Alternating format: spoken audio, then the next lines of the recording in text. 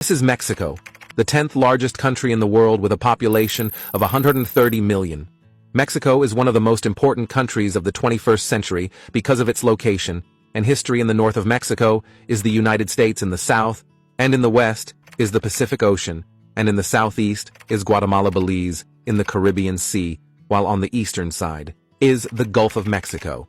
Mexico has been the cradle of different cultures and civilizations for thousands of years.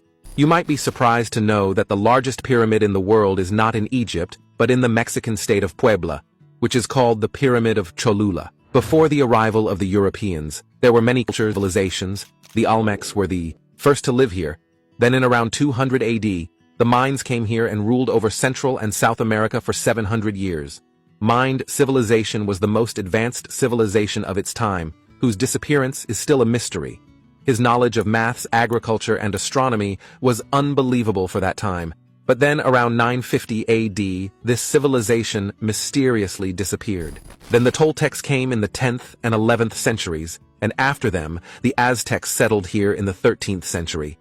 And then they continued to rule central Mexico until the 14th century, until the Europeans came here. One thing has been common throughout these thousands of years, and that is the living pattern of people even today. Around 60% population of Mexico lives in this thin strip, which is only 18% of the total land area of Mexico. This means that the remaining 82% of Mexico is completely empty. But why is this? Why have humans been living in this small area in Mexico for thousands of years? And another very important question is, what is going to happen in the future that can make Mexico an economic giant? Mexico's geography is one of the main reasons why people only live in this small area. Only 13% of Mexico's land is suitable for agriculture. The entire north of Mexico is a dry and hot desert, where farming and growing food is nearly impossible. Similarly, in the south of Mexico, the whole area is densely forested, where there is a lot of rain, and it is very difficult to build infrastructure here. You need dry concrete to build roads or buildings, but here it rains so much that it is practically impossible. And that's why there are only 8 roads on the 1,100 kilometers long border of Mexico that connect Mexico to Central America. And similarly, if we come a little further south, there is not a single road between Panama and Colombia that connects these two parts of America. And on top of all these geographics complications, almost 70% of Mexico covered by mountains, and these mountains created very unfavorable conditions for Mexico. The biggest disadvantage is that cutting these mountains and creating infrastructure is a very difficult and expensive task. And that is why this central part of Mexico where people live is cut off from the rest of Mexico by these mountain ranges, which is why it is very difficult for even the government to control and monitor this entire area. So it is very difficult for the police to monitor this entire area, from Guatemala and Belize to the northern border of Mexico. And that is why smuggling of drugs and weapons is very common from here. On the one hand, this drug, from southern Mexico, they are smuggled in central Mexico, and then from here, they are smuggled through the northern border of North America, now here, because there are deserts and high mountains. Therefore, it is very difficult for the police to stop the trafficking.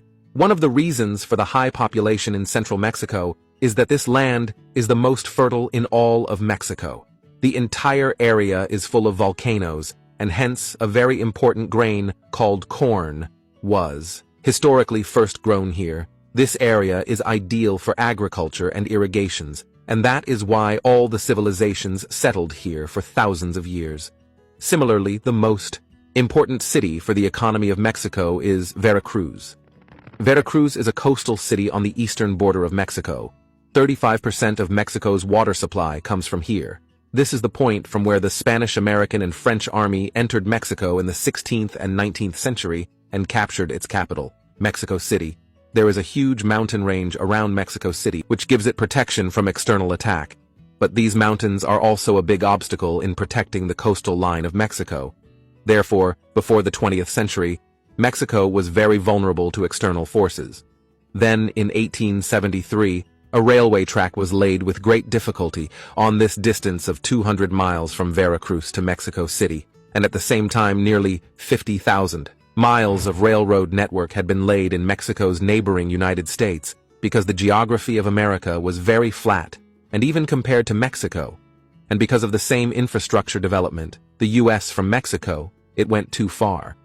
These geographical complications of Mexico are the major reason for this population pattern of Mexico, and for Mexico's lagging behind North America. But in the past few years, Mexico has undergone a tremendous transformation. 17 gas pipelines have been laid from the United States to Mexico between 2010 and 2023.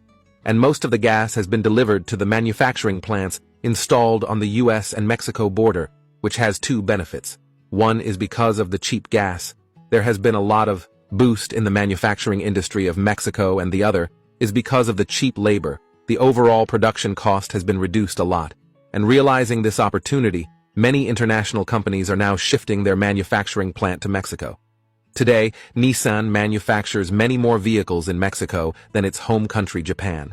Mexico is the fifth largest exporter of vehicles in the world. Mexico in 2019, it has become the largest trading partner of United States, leaving behind Canada and China. Experts are predicting that if Mexico's manufacturing industry continues to grow at the same rate, Mexico will become the seventh largest economy in the world in the next 20 years.